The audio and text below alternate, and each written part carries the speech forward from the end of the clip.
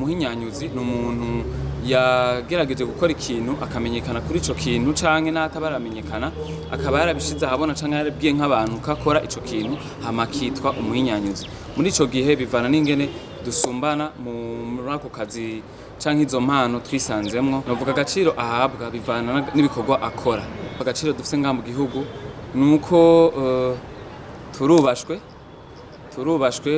turakunzwe, baratwitaho. Akandi gaciro nako dukeneye nuko yaba guverinoma canke abandi bantu bari ku rwego boduha agaciro dukwiriye, bakabona yuko twebwe abaririmbyi dufite ikintu gikomeye mu iterambere ry'igihugu, yaba mu kwinjiza amafaranga y'agaciro canke n'ibindi bikorwa vyo guteza imbere imigambi canke amaproje canke ibindi bintu vyabo biri muri guverinoma canke biri muri iki gihugu cacu, kuko duba dusanzwe dukurikiranwa n'abantu benshi. Dufise abantu benshi badukurikirana, dushobora no kuja gukubita ibiteramo mu bihugu bitandukanye, dushobora kuza tuzana amahera y'agaciro tukayakoreshereza ngaha, igihugu kikaboneraho kuduza akantu k'agafaranga kiyongera mu kigega bivuye kuri twebwe abaririmbyi. Ni naco dusaba guverinoma, bakabona agaciro dukwiriye, kandi bamwe bakaba barabikora. Dusaba yuko babandanya bakumva kamo kacu. Twebwe turabaririmbyi, turakunda Burundi, nta kintu na kimwe twifuza gukora co titunico n'akaranga. Turabarundi, tufise ku mutima, turifuza gukora n'inguvu kugira Burundi buboneke mu makungu, twinjiza agafaranga, hama igihugu kaboneraho kubona ico tumaze mu gihe bazoba badufashe mu mugongo. Je nsanzwe mfise creativité yiwanje, muri ico gihe iyo nkoze imiziki mbafise message ya clin d'œil canke gusinyara canke gutanga message igitandukanye ku bantu baba bikora.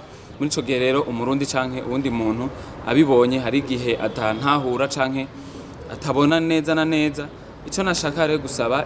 Ijo nizo intambamyi jewe Oleg zinshikira. Icyo nashaka gusaba, nasaba yuko jewe nta mugambi mubi mfise wo gutitira umuco n'akaranga by'igihugu cacu Burundi.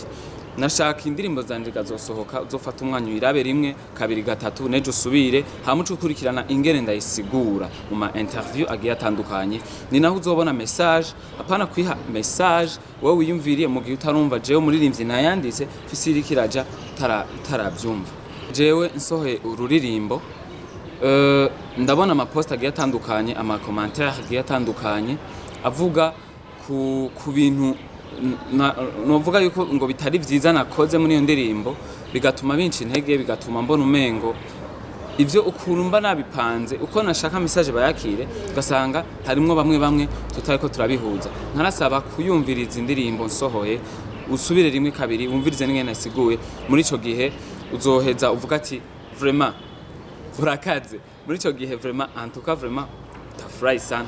Izo nizo ntambamye je mvuga mpora nazo mu gihe nsohoye ururirimbo, ndahura n'amakomantere agiye atandukanye. Mbere na bamwe bakavuga ati uwo muhungu birakenewe ko asubira muri université, ngira abantu benshi barahazi.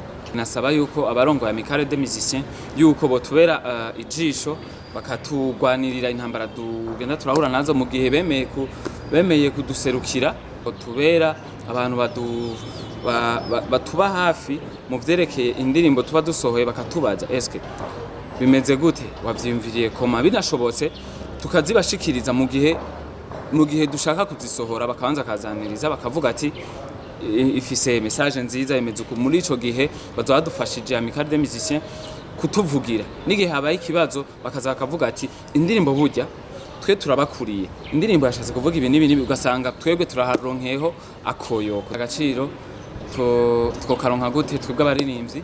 Dufatane mu nda, dusenyere ku mugozi umwe, turirimba amahoro, dutanga message zumvikana, message zihanura, message za clin d'œil, message zigiye zitandukanye bivanye n'ingene umuririmbyi yandika. Muri ico gihe leta canke abandi bantu bakunda Burundi bari mu mihinga igitandukanye bazobona ati aba barundi barafise ico novuga impano, barafise ico bashaka gushikana igihugu aho bashaka gushikana igihugu bivanye mu mpano bisanzemwo.